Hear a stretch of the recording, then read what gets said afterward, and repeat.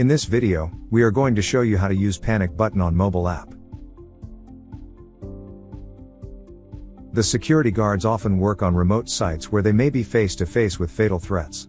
To ensure the safety of guards, GuardsPro Mobile App allows the guards to send an alert along with a location to the admin in real time. When the guard presses the panic button, show guards icon blinking on all maps, dashboard, post site map, profile map. To activate the panic button, all you need to do is long press the panic button icon on the post sites tab. Note, to activate the panic button, you have to be checked into a post site. The admin will be immediately alerted on the back office dashboard with the details of the post site you are at and your live location. The admin can then get in touch with you or send in help. The panic button remains activated until you deactivate it. To deactivate, just long press the icon once again.